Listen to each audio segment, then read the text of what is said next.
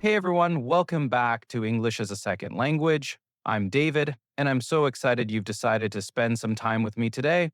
You know, there's nothing I love more than sitting down with you and exploring topics that can really help you improve your English, especially when it comes to those important moments like taking the IELTS exam. Today, we're diving into another episode in our IELTS series, and we're going to tackle a topic that shows up all the time in IELTS Speaking Part 2. We're talking about how to describe a memorable event in your life. And to make this even more helpful, I'm going to tell you a story about a young woman who gave her first speech in English at a school competition. It's a story that I think many of you will relate to, especially if you've ever felt nervous about speaking English in front of other people. Now, as we go through this story together, I'll be weaving in some really useful vocabulary that you can use not just for the IELTS exam, but in your everyday English conversations. And here's something exciting. At the end of today's episode, my good friend Tom is going to join us to review some of the most important vocabulary we've covered. Tom has this amazing way of making vocabulary stick in your mind, so definitely stay tuned for that part. But first, let me paint you a picture. Imagine you're sitting in a large school auditorium. The lights are bright. There are hundreds of people in the audience, and you're backstage waiting for your name to be called.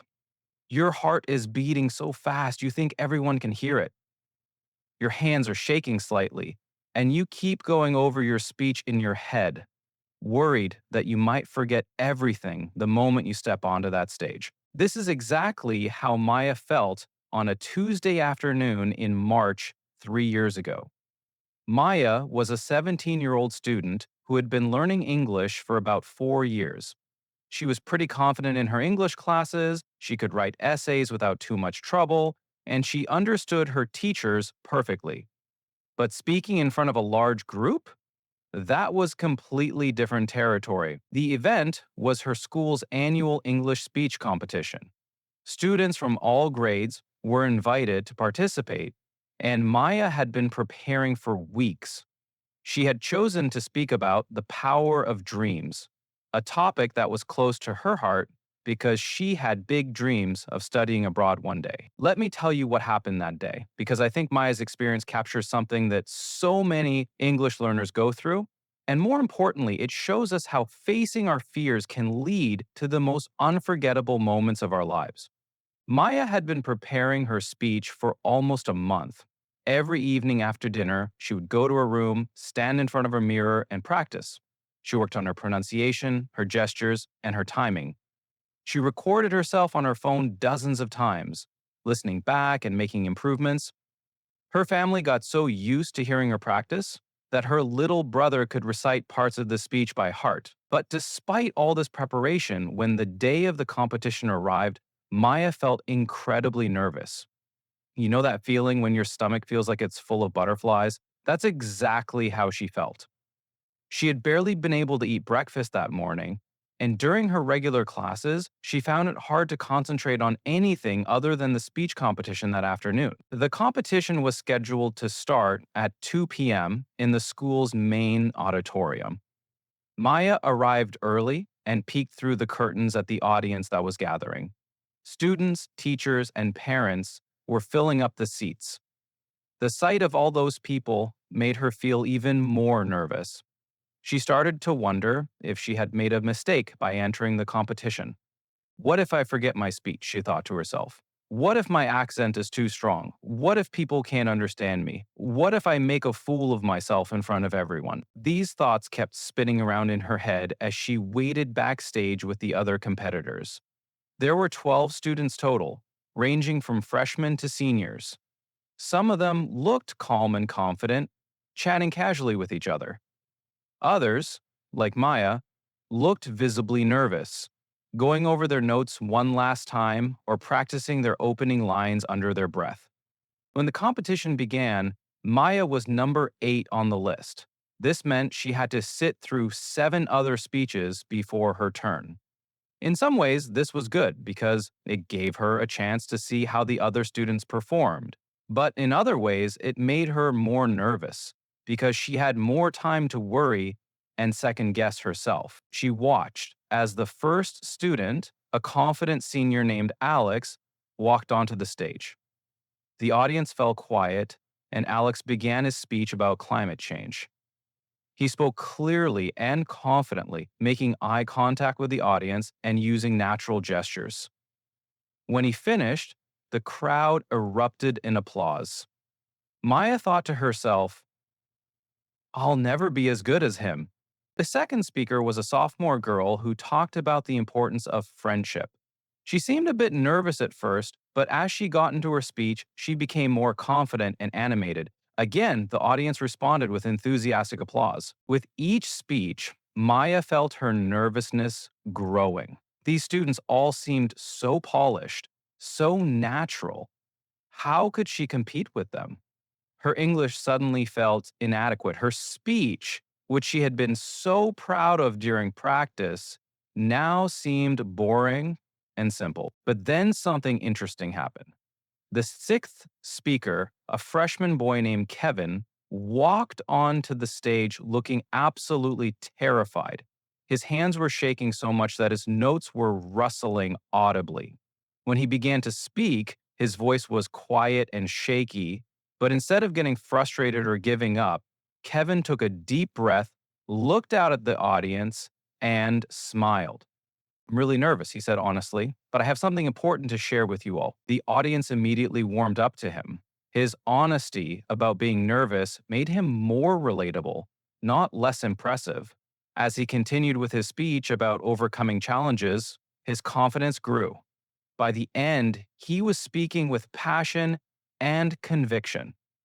The applause he received was some of the loudest of the day. Watching Kevin's transformation gave Maya a new perspective. She realized that being nervous wasn't necessarily a bad thing. It meant that this moment mattered to her. It meant she cared about doing well. And most importantly, she realized that the audience wasn't there to judge her harshly. They were there to support all the students who had been brave enough to participate. When her name was finally called, Maya felt her heart skip a beat. Maya Chen speaking about the power of dreams. She took a deep breath, smoothed down her dress, and walked onto the stage. The moment she stepped into the bright lights, everything else seemed to fade away. The crowd of faces looking up at her, which had seemed so intimidating from backstage, now looked expectant and encouraging. She could see her English teacher, Mrs. Rodriguez, sitting in the front row with a supportive smile on her face. She could spot her best friend, Emma, giving her a thumbs up from the student section. Maya walked to the center of the stage, placed her notes on the podium, and looked out at the audience. For just a moment, she felt that familiar wave of nervousness wash over her. But then she remembered Kevin's approach, honesty and authenticity. Good afternoon, everyone, she began, her voice slightly shaky but clear. 3 years ago, I could barely say hello in English. Today, I'm standing here sharing my dreams with all of you. That transformation didn't happen overnight, and it wasn't always easy. As she spoke these opening lines, something magical happened. The nervousness that had been building up all day began to transform into excitement. She wasn't just reciting memorized words anymore. She was sharing her genuine thoughts and feelings with people who wanted to hear them. Maya went on to talk about how dreams give us direction and purpose. She shared her own dream of studying international relations at a university abroad and how learning English had been a crucial step toward that goal.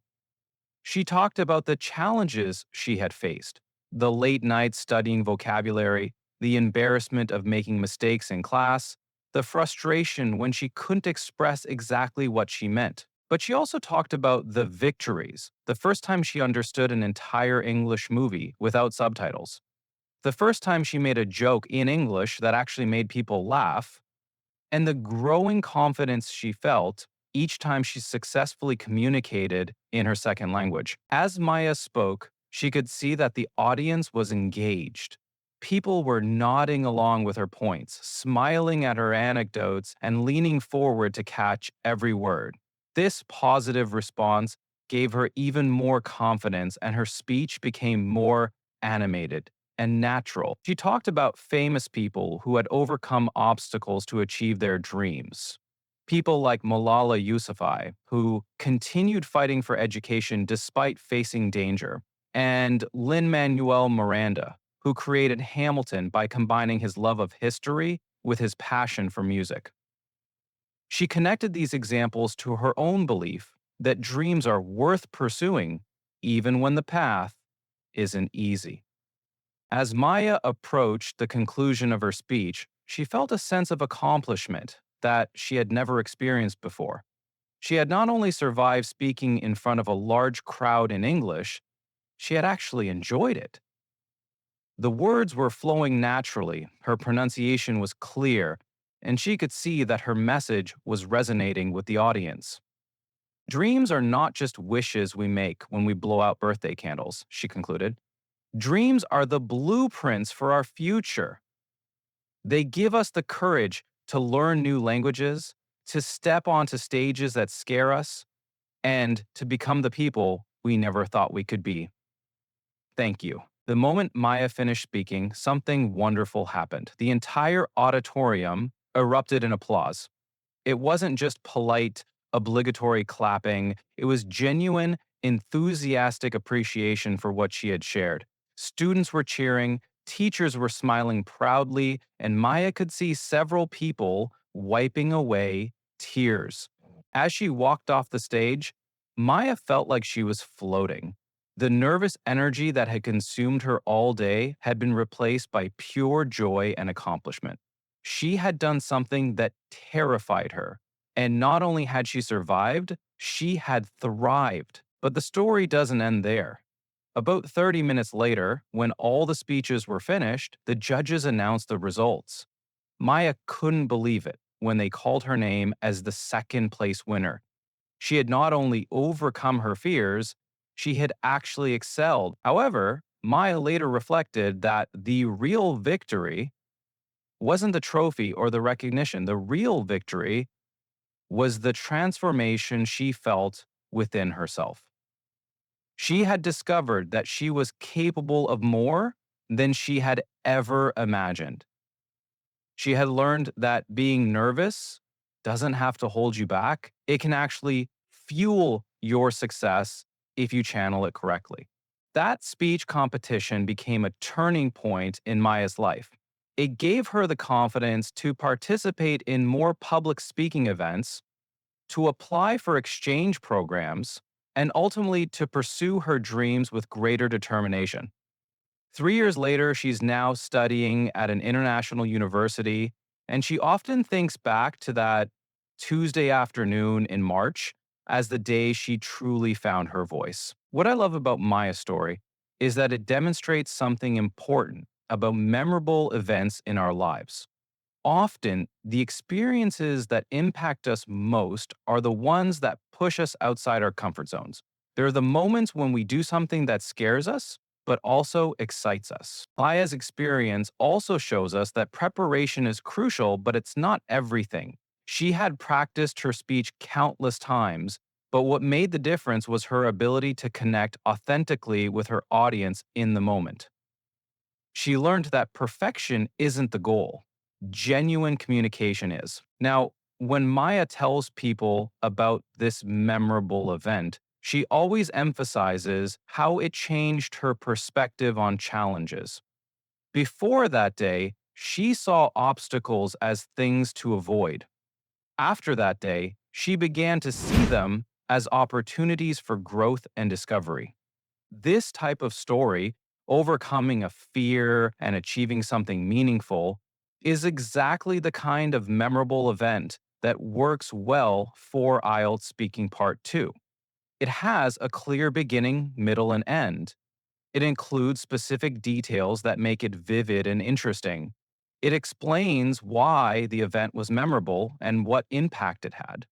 Whether you're preparing for the IELTS exam or just want to improve your storytelling skills in English, Maya's story gives us a great template. The key elements are there: the setting and context, the challenge or conflict, the actions taken, and the resolution and impact.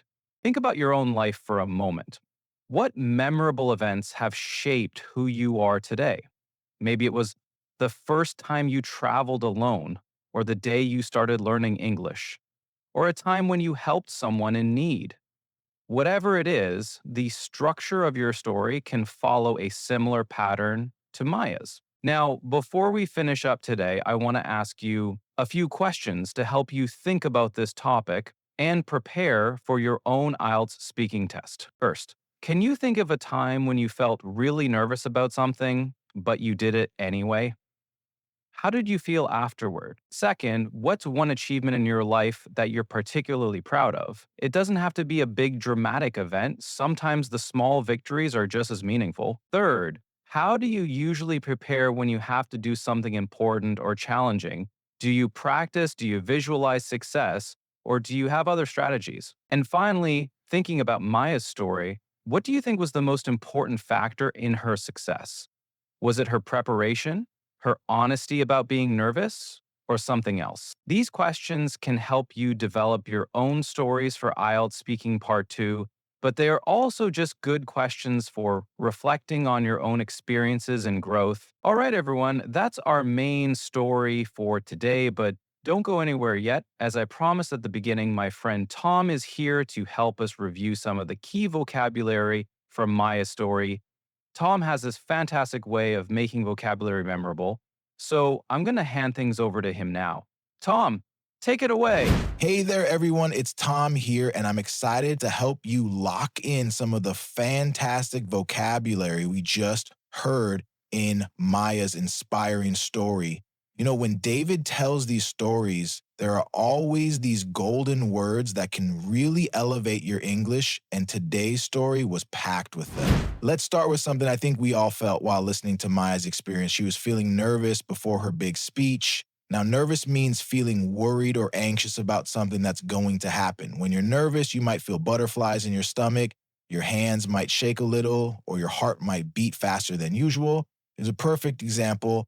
I always feel nervous before job interviews, but I try to take deep breaths to calm down. Let's practice that together. Repeat after me. I always feel nervous before job interviews, but I try to take deep breaths to calm down. One more time. I always feel nervous before job interviews, but I try to take deep breaths to calm down. Great job. Now, what was Maya looking at that made her feel even more nervous? That's right, the crowd. A crowd is a large group of people gathered together in one place.